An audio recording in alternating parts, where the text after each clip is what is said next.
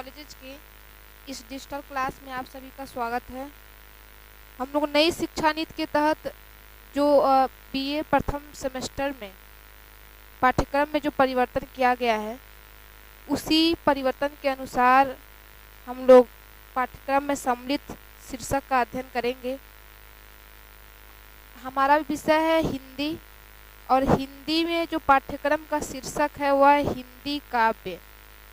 अब इस हिंदी काव्य के अंतर्गत जो सबसे पहला प्रकरण सम्मिलित है, वो पहला प्रकरण है हिंदी साहित्य का इतिहास लेखन की परंपरा। यह पहला प्रकरण है, हिंदी साहित्य के इतिहास लेखन की परंपरा। यानी हिंदी साहित्य के इतिहास लेखन की जो परंपराएं रही हैं, उस परंपरा में प्रारंभिक कौन से इतिहासकार सम्मिलित हुए हैं। ऐसे देखा जाए तो हिंदी कवियों एवं लेखकों के जीवन वृत्त एवं उनके कृतित्व का परिचय देने वाले कई ग्रंथ 19वीं सदी से पूर्व भी प्राप्त हो चुके थे, जिसमें कई हिंदी कवियों एवं लेखकों का जीवन वृत्त और उनकी रचनाओं का परिचय मिलता है। लेकिन उन पुस्तकों में किसी कालक्रम, सन, संवत आदि का उल्लेख नहीं मिलता है। यानी पुस्तकें तो मिलती हैं, कभी लेखक का जीवन वृत्त भी मिलता है, लेकिन कोई कालक्रम, सन, संवत इत्यादि का उल्लेख नहीं मिलता है। और इसीलिए अब तक जितने विवरण प्राप्त हुए हैं हिंदी इतिहास से संबंधित, उसके अनुसार हिंदी साहित्य का इतिहास लेखन की जो परंपरा है, उसका वास्तविक आरंभ 19वीं शताब्दी से माना जाता है। यानी 19वीं शताब्दी से पूर्व भी रचनाएं मिलती हैं, कवियों के जीवन वृत्त मिलते हैं, लेकिन उसमें सन, संवत इत्यादि का उल्लेख नहीं मिलता है। और इसी कारण हिंदी साहित्य के इतिहास लेखन की परंपरा का वास्तविक आरंभ 19वीं शताब्दी से माना जाता है। हिंदी साहित्य के इतिहास लेखकों में जो उल्लेखनीय हैं, उनका विवरण इस प्रकार है। सर्वप्रथम गारसा द तासी का नाम आता है। यानी हिंदी साहित्य के इतिहास लेखन में सबसे पहला नाम गारसा द तासी का आता है। हिंदी साहित्य के इतिहास लेखन की शुरुआत फ्रेंच विद्वान गारसा द तासी ने की। इनके द्वारा रचित पुस्तक है इस्तवार द ला लिटरेचर एंड द हिंदुस्तानी। ये पुस्तक की रचना इन्होंने की है और इस पुस्तक के कुल 2 भाग किए। इसमें प्रथम भाग का प्रकाशन सन 1839 ईस्वी में और द्वितीय भाग का प्रकाशन सन 1847 ईस्वी में हुआ। हिंदी और उर्दू के अनेक कवियों का विवरण वर्ण क्रम में प्रस्तुत करने वाले इस ग्रंथ में काल विभाजन का कोई प्रयास न करना, कवियों का काल क्रमानुसार वर्गीकरण न करना तथा युगीन परिस्थितियों का विवेचन न करना जैसी कुछ कमियां हैं। सबसे पहले गारसा द तासी ने हिंदी साहित्य का इतिहास लिखा। उस हिंदी साहित्य के इतिहास के कुल 2 भाग उन्होंने किए, लेकिन उसमें भी कुछ कमी रह गई, क्योंकि उसमें भी वह जिन कवियों का विवरण प्रस्तुत किए, उन कवियों का काल क्रम का कोई उल्लेख उन्होंने नहीं किया और उस समय की जो परिस्थितियां थीं, उन परिस्थितियों का वर्णन भी इनकी पुस्तक में नहीं हुआ। अब गारसा द तासी के बाद आता है नाम शिव सिंह सेंगर। शिव सिंह सेंगर ने शिव सिंह सरोज नामक पुस्तक की रचना की। ये सब इतिहास लेखन की परंपरा में सम्मिलित हैं। सेंगर ने शिव सिंह सरोज नामक पुस्तक की रचना की और इतिहास लेखन परंपरा को आगे बढ़ाया। यानी इस पुस्तक के माध्यम से जो इतिहास लेखन की परंपरा शुरू हुई तासी से, इसको वह एक कदम और आगे ले गए।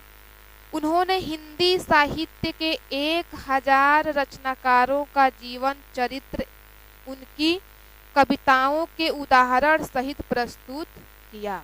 इन्होंने जिस पुस्तक की रचना की शिव सिंह सरोज, उस पुस्तक में लगभग हिंदी साहित्य के 1000 रचनाकार का जीवन चरित्र और उनकी कविताओं को उदाहरण के साथ प्रस्तुत किया और हिंदी साहित्य के इतिहास लेखन परंपरा को आगे बढ़ाया। अब शिव सिंह सेंगर के बाद नाम आता है डॉक्टर जॉर्ज ग्रियर्सन। ग्रियर्सन के द्वारा रचित पुस्तक है the modern vernacular literature of Hindustan. ये पुस्तक का नाम है the modern vernacular literature of Hindustan. इसमें कवियों व लेखकों का काल क्रमानुसार वर्गीकरण के साथ उसकी प्रवृत्तियों को भी रूपायित किया गया है। सच्चे अर्थों में इतिहास का लेखन यही से माना जाता है, ग्रियर्सन से। ग्रियर्सन ने जिस पुस्तक की रचना की उस पुस्तक में कवियों और लेखकों का काल क्रमानुसार वर्गीकरण किया ही किया, उसके साथ ही उस काल की जो मुख्य प्रवृत्तियां थीं उसको भी व्याख्यायित किया, उसका भी वर्णन किया। अब ग्रियर्सन के बाद आता है नाम मिश्र बंधु। मिश्र बंधुओं ने मिश्र बंधु विनोद नामक पुस्तक की रचना की। इनके पुस्तक का नाम क्या था? मिश्र बंधु विनोद। और इस पुस्तक को वह 4 भागों में विभाजित किए। मिश्र बंधुओं ने मिश्र बंधु विनोद नामक पुस्तक की रचना की। इस पुस्तक के उन्होंने 4 भाग किए। इस पुस्तक में लगभग 5000 कवियों को स्थान दिया गया है। यह ग्रंथ आधुनिक समीक्षा की दृष्टि से बहुत अधिक संतोषजनक नहीं है, किंतु इतिहास लेखन परंपरा को आगे बढ़ाने में इसका महत्वपूर्ण योगदान है। मिश्र बंधुओं ने जिस पुस्तक की रचना की, मिश्र बंधु विनोद, उस पुस्तक के उन्होंने 4 भाग किए और उस पुस्तक में लगभग हिंदी साहित्य के 5000 कवियों को स्थान दिया।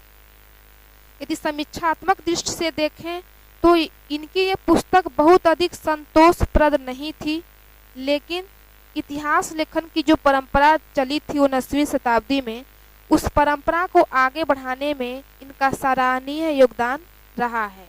अब मिश्र बंधु विनोद के बाद सबसे महत्वपूर्ण नाम आता है आचार्य रामचंद्र शुक्ल का। आचार्य रामचंद्र शुक्ल को हिंदी साहित्य का रीढ़ की हड्डी माना जाता है और इन्होंने जिस पुस्तक की रचना की उस पुस्तक का नाम है हिंदी साहित्य का इतिहास, जिसको सबसे अधिक महत्वपूर्ण स्थान दिया गया है। हिंदी साहित्य इतिहास लेखन की परंपरा में सर्वोच्च महत्वपूर्ण स्थान आचार्य शुक्ल और उनके हिंदी साहित्य के इतिहास को है। ये उनकी पुस्तक का नाम है। यह ग्रंथ मूलतः नागरी प्रचारणी सभा द्वारा प्रकाशित हिंदी शब्द सागर की भूमिका के रूप में लिखा गया था। यानी आचार्य शुक्ल ने हिंदी साहित्य का इतिहास नामक पुस्तक की रचना की और इसी पुस्तक से हिंदी साहित्य को एक नया रूप मिला, यानी हिंदी साहित्य के इतिहास को एक नया कलेवर प्राप्त हुआ। अब आचार्य शुक्ल के बाद आचार्य हजारी प्रसाद द्विवेदी का नाम आता है इतिहास लेखन परंपरा में। आचार्य शुक्ल के बाद हजारी प्रसाद जी ने हिंदी साहित्य की भूमिका नामक पुस्तक में विभिन्न तथ्यों एवं निष्कर्षों का प्रतिपादन किया है। यह ग्रंथ हिंदी साहित्य के इतिहास लेखन की परंपरा को नवीन दृष्टि, नवीन सामग्री और नई व्याख्या प्रदान करता है।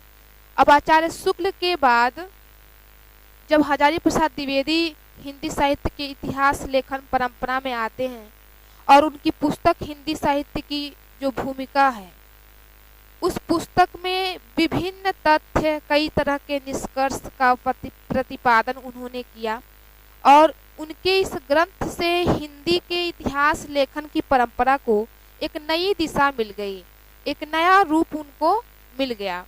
अब आचार्य द्विवेदी के बाद डॉक्टर राम कुमार वर्मा को ले लेंगे हम। डॉक्टर राम कुमार वर्मा ने अपने हिंदी साहित्य का आलोचनात्मक इतिहास, ये उनकी पुस्तक का नाम है, हिंदी साहित्य का आलोचनात्मक इतिहास नामक ग्रंथ में 7 प्रकरणों के आधार पर हिंदी साहित्य के सन 693 से 1693 तक के समय को विभिन्न कालों में बांटा है। डॉक्टर राम कुमार वर्मा अपने पुस्तक हिंदी साहित्य का आलोचनात्मक इतिहास में सन 693 से लेकर 1693 तक का जो समय है उसको विभिन्न कालों में बांटा है, जैसे संधि काल, चारण काल इत्यादि इन्होंने नाम दिया और एक तरह से काल विभाजन भी किया। अब डॉक्टर राम कुमार वर्मा के बाद बहुत से ऐसे साहित्यकार सम्मिलित हैं जिन्होंने हिंदी साहित्य के इतिहास लेखन में अपना योगदान दिया है, जिसमें कुछ डॉक्टर गणपत चंद्र गुप्त का नाम हम ले सकते हैं और इनका जो इतिहास से संबंधित पुस्तक है वह हिंदी साहित्य का वैज्ञानिक इतिहास। डॉक्टर नगेंद्र का रीति काव्य की भूमिका, आचार्य विश्वनाथ प्रसाद मिश्र की पुस्तक हिंदी साहित्य का अतीत आदि पुस्तकें भी हिंदी साहित्य के इतिहास लेखन की परंपरा में सम्मिलित हैं। ऐसे देखा जाए तो हिंदी साहित्य के इतिहास लेखन से संबंधित बहुत सी पुस्तकें हैं और अभी भी लिखी ही जा रही हैं। यहाँ पे इतिहास लेखन की परंपरा में जो प्रमुख इतिहास लेखक हैं उनकी चर्चा हम लोग किए हैं, जिसमें आचार्य शुक्ल, यानी आप ताशी से शुरू करेंगे और डॉक्टर राम कुमार वर्मा तक हम आएंगे। इसके बाद भी बहुत से सारे कवि लेखक सम्मिलित हैं। अब यदि हम समीक्षा करें तो इसमें हम देखेंगे कि ताशी से लेकर अब तक की परंपरा के संक्षिप्त सर्वेक्षण से यह बात स्पष्ट हो जाती है कि लगभग 100 वर्षों में ही हिंदी साहित्य इतिहास लेखन की परंपरा अनेक दृष्टियों, रूपों और पद्धतियों का आकलन कर प्रगति पथ पर है। 100 वर्ष का जो इतिहास लेखन की परंपरा है वह अनेक दृष्टि से, अनेक रूपों से, पद्धतियों से प्रगति पथ पर है, यानी आज भी उस दिशा में कार्य हो रहे हैं। हिंदी साहित्य के इतिहास लेखकों ने विश्व इतिहास दर्शन के सर्वमान्य सिद्धांतों और प्रयोगों को स्वीकार किया है। इस तरह से बीए प्रथम सेमेस्टर में नई शिक्षा नीति के तहत जो परिवर्तित पाठ्यक्रम है हिंदी विषय का, उस हिंदी विषय में जो सबसे पहला प्रकरण है, यानी जहाँ से हमारा पाठ्यक्रम शुरू हो रहा है, वह हिंदी साहित्य के इतिहास लेखन की परंपरा ही है। अब इतिहास लेखन की परंपरा में ताशी से लेकर के और ऐसे ही हम डॉक्टर राम कुमार वर्मा, गणपत चंद्र गुप्त, विश्वनाथ प्रसाद मिश्र तक का उल्लेख करेंगे।